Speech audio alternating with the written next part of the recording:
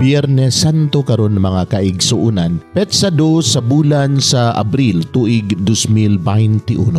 Ang pagbasa kinutlo gikan sa Ebanghelyo sumala ni San Juan kapitulo 18 bersikulo 1 ngadto sa 40 og kapitulo 19 bersikulo 1 ngadto sa 42.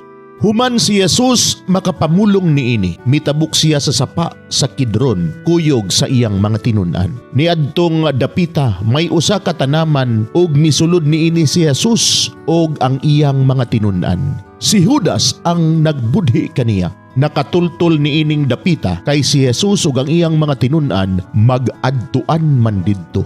Busa miadto si Judas sa tanaman kuyog ang usa ka panon sa mga Romanhong sundalo. Mikuyog usab ang pipila ka gwardya sa templo nga gipadala sa mga kadagkuan sa mga pari ug sa mga pariseo. Sangkap silag mga hinagiban, mga parol ug mga sulo. Si Jesus nga nasayod sa tanan nga mahitabo kaniya, mitagbo kanila ug miingon, "Kinsay inyong gipangita?" Sila mitubag, "Si Jesus nga taga Nazaret." "Ako," siya miingon. Si Judas ang nagbudhi kaniya, nagbarog didto uban kanila. Sa pag-ingon ni Jesus kanila, "Ako," miatras sila ug nangatumba ug gipangutana sila pag-usab ni Jesus. "Kinsay inyong gipangita?"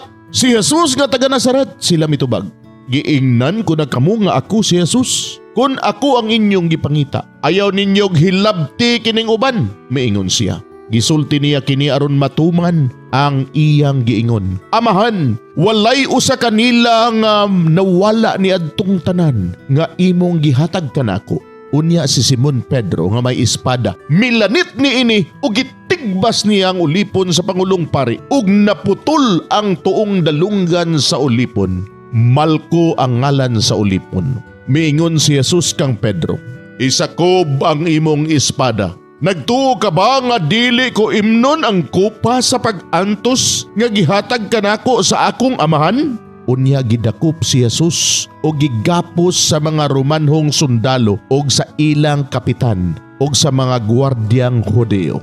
Gidala nila si Jesus ngadto kang Anas, ang ugangan nga lalaki ni Caifas. Si Caifas mao ang pangulong pari ni adtong tuiga. Si Caifas mao ang nagtambag sa mga Hudeo nga mas maayo nga usara ka tawo ang mamatay alang sa tanang tao. Si Simon Pedro og ang laing usa ka tinun-an misunod kang Jesus. Ang maong tinun-an kaila sa pangulong pari busa mikuyog siya kang Jesus ngadto sa hawanan nga diha sa tugkaran sa balay sa Pangulong Pari. Nagpabilin si Pedro didto sa gawas duol sa ganghaan. Mibalik pagula ang laing tinun-an nga kaila sa Pangulong Pari ug misulti sa babae nga nagbantay sa ganghaan ug unya gidala niya si Pedro ngadto sa sulod. Ang babae nga nagbantay sa ganghaan miingon kang Pedro, "Dili ba usa ka man sa mga tinun-an ni anang tawhana?" "Dili uy," mitubag si Pedro. Tugnaw kadtong panahon na busa ang mga sulugoon ug ang mga gwardya naghaling og kalayo ginamit ang uling ug nagdangdang sila nga nagbarog libot niini. Si Pedro mibarog uban kanila aron mainitan usab siya. Unya gipangutana si Jesus sa Pangulong Pari mahitungod sa iyang mga tinun-an ug sa iyang pagtulun-an. Si Jesus mitubag, "Nagsulti ako sa dayag ngadto sa tanan. Ang tanan kong pagpanudlo gibuhat ko sulod sa sinagoga ug sa templo. Wala ako'y gisulti sa tago. Busa nganong nangutana ka paman kanako. Maoy pangutana ang mga taong nakadungog kanako kay nasayod sila sa akong gisulti." Sa pagsulti ni Jesus niini, gisagpa siya sa usa sa mga gwardya o giingnan, "Nganong nakaako ka pagsultig ingon niini sa Pangulong Pari?" Si Jesus mitubag kaniya, "Kun may sayop man ako sa akong gisulti, ipahayag kini sa tanan nga aniya dinhi. Apan kun husto ako, nganong gisagpa mo man ako?" Unya ginapos gihapon, gipadala siya ni Anas ngadto kang Caifas nga Pangulong Pari. Sa laing bahin, nagtindog gihapon si Pedro duol sa kalayo. Busa ang uban miingon kaniya, "Dili ba usa ka man sa mga tinun-an ni anang tawhana?" Apan milimod si Pedro, "Dili uy," Unya usa sa mga ulipon sa Pangulong Pari nga paryente sa tao nga giputla ni Pedro sa dalungga nangutana, "Dili ba ikaw man kadtong akong nakit-an uban kaniya didto sa tanaman?" Si Pedro miingon na usab, "Dili." Og diha-diha may mitugtugaok nga manok. Unya gikan sa balay ni Caifas, ilang gidala si Jesus ngadto sa palasyo sa gobernador, sayo kadto sa buntag. Ang mga Hudeo wala mosulod sa palasyo kay dili sila buot mula pa sa balaod sa ilang tinuuhan bahin sa pagpanghinlo aron makakaon sila sa panihapon sa kasaulugan sa pagsaylo. Busa migula si Pilato ug nangutana kanila, "Unsa may inyong sumbong batok nining tawhana?" Sila mitubag, "Dili unta namo siya dadon nganhi kanimo kun wala pa siya makasala." Si Pilato miingon kanila, "Dadan ninyo siya og hukmi sumala sa inyong balaod."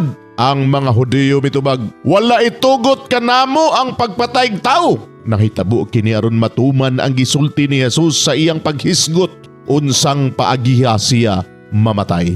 Unya mibalik si Pilato pagsulod sa palasyo og gitawag niya si Jesus og gipangutana, "Ikaw ba ang hari sa mga Hudyo?" Si Jesus mitubag, "Imo ba kining kaugalingong pangutana o gisultian ka ba hinuon sa uban mahitungod kanako?" Si Pilato mitubag, "Hudyo ba gud ako? Ang imong kaugalingong katawhan o ang mga kadagkuan sa mga pari ang nagtugyan kanimo ngari kanako. Unsa bay imong nabuhat?" Si Jesus mitubag, "Ang akong gingharian dili nining kalibutana. Kung ang akong gingharian iya pa niining kalibutana, ang akong mga sakop makig-away unta aron dili ako ikatugyan ngadto sa mga Hudyo. Apan ang akong gingharian dili iya niining kalibutana." Tungod niini nangutana si Pilato kaniya, "Hari ka ba di ay?" Si Jesus mitubag, "Nag-ingon ka nga hari ako. Tungod niini ako na tao og mianhi sa kalibutan alang sa usa lamang katuyo nga mao ang pagsaksi sa kamatuoran. Ang anaa sa kamatuoran mamati kanako." "Kay unsa bay kamatuoran?" nangutana si Pilato kaniya. Unya mibalik pagula si Pilato og giingnan ang mga Hudyo, "Wala ko'y nakaplagang katarungan aron silutan siya. Apan sumala sa inyong nabatasan, buhian ko ang usa ka binilanggo nga inyong pangayoon sa panahon sa kasaulugan sa pagsaylo. Gusto ba kamo nga buhian ko ang hari sa mga Hudyo?" Sila misinggit pagtubag, "Dili siya! Si Barabas maoy among gusto." Si Barabas usa katulisan. Unya gikuha ni Pilato si Jesus og iyang gipalatos. Ang mga sundalo naghimog purong-purong sa mga sangang tunukon o gipahaom nila kini sa ulo ni Jesus. Gisuluban usab nila siya og biste nga dagtom pula og nanuol sila kaniya og mingon, "Mabuhi ang hari sa mga Hudyo!" og gisagpa nila siya. Unya migula na usab si Pilato og mingon sa mga tao, "Karon dadon ko siya nganhi kaninyo aron mahibalo kamo nga wala ako'y nakaplagang katarungan aron silutan siya." Busa migula si Jesus nga nagsulob sa purong-purong nga tunukon og sa biste nga dagtom pula. Unya miingon si Pilato kanila, "Ania siya?" Sa pagkakita sa kadagkuan sa mga pari o sa mga gwardya kaniya, naninggit sila, "Ilansang siya sa krus! Ilansang siya!" Si Pilato miingon kanila, "Kun mao kana, kuhaa siya og ilansang sa krus. Wala ko'y nakaplagang katarungan nga silutan ko siya." Ang mga Hudyo mitubag, "Aduna kami balaod nga nagsugo nga angay siyang patyon kay siya nagpakaanak sa Dios." Sa pagkadungog ni Pilato niini, misamot siyag kasamok. Busa mibalik siya pagsulod sa palasyo og nangutana kang Jesus, "Tagadiin ka ba gayud?"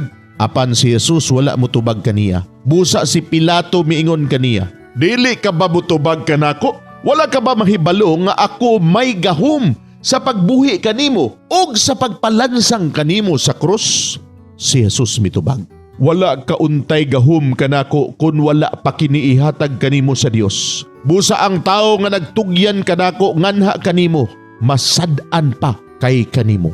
Sa pagkadungog ni Pilato niini, naninguha siya pagbuhi kaniya. Apan ang mga Hudiyo naninggit, "Kun buhian mo siya, nagpasabot ka na nga dili kahigala sa emperador. Kay bisan kinsay magpakahari, kaaway sa emperador." Sa pagkadungog ni Pilato niini, gidala niya si Jesus sa gawas ug milingkod siya sa lingkuranan sa maghuhukom didto sa dapit nga giganlag plataporma nga bato. Sa Hebro ang ngalan niini Gabata. Hapit na kadto maudto sa bispiras sa kasaulugan og pagsaylo. Unya si Pilato miingon sa mga Hudiyo, "Ania ang inyong hari?"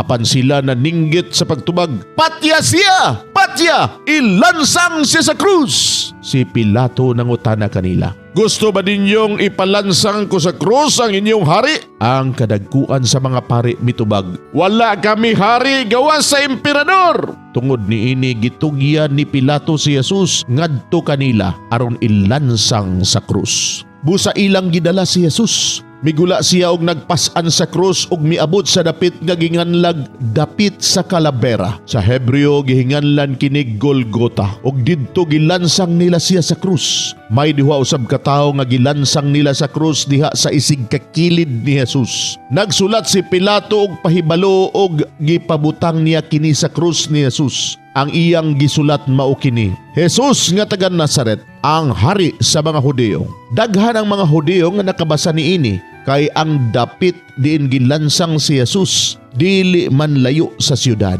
Ang pahibalo gisulat sa Hebro, sa Latin ug sa Grego. Ang mga kadagkuan sa mga pari miingon kang Pilato, "Ayaw isulat nga hari siya sa mga Hudiyo kundi nga miingon siya, 'Ako ang hari sa mga Hudiyo.'" Apan si Pilato mitubag, "Ang nasulat ko, dili ko na ilisan." Tapos si Jesus ikalansang sa mga sundalo didto sa krus. Gikuha nila ang iyang sapot o gibahin sa upat. Usa ka bahin sa matag sundalo. Gikuha usab nila ang biste nga taas nga walay tinahian. Ang mga sundalo nag-ingon, "Dili nato kinigisiun, magripa hinuon kita kung kinsay makapanag-iya niini." Nahitabo kini aron matuman ang bahin sa kasulatan nga nag-ingon, "Gibahin-bahin nila ang akong sapot o giripahan nila ang akong biste." Busa gibuhat kini sa mga sundalo. Duol sa krus ni Jesus nagbarog ang iyang inahan og ang igsuon sa iyang inahan, si Maria nga asawa ni Cleophas og si Maria Magdalena. Sa pagkakita ni Jesus sa iyang inahan og sa tinun-an nga iyang gimahal nga nagbarog didto, mingon siya sa iyang inahan, "Babay, siya ang imong anak."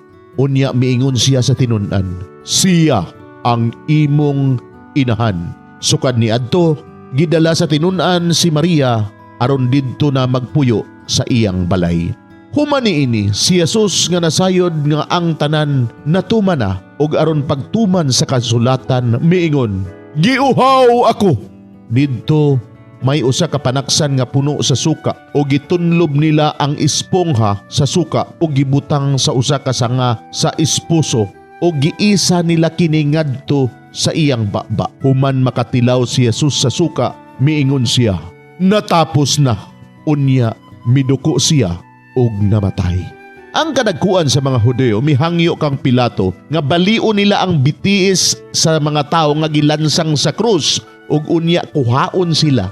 Gihimo nila kini kay adlaw man kadto sa pagpangandam og dili sila buot nga magpabilin ang mga lawas didto sa krus sa adlawng igpapahulay kay ang umaabot nga adlawng igpapahulay balaan man kaayo. Busa na ngadto ang mga sundalo og ilang gipamali ang mga bitiis sa duha ka tawo nga gilansang sa krus uban kang Hesus. Apan sa pagduol na nila kang Hesus, nakita nila nga patay na siya. Busa wala nila balia ang iyang mga bitiis. Apan ginamit ang iyang bangkaw, giduslak sa usa sa mga sundalo ang kilid ni Jesus og diha-diha mibuhagay ang dugo ug tubig.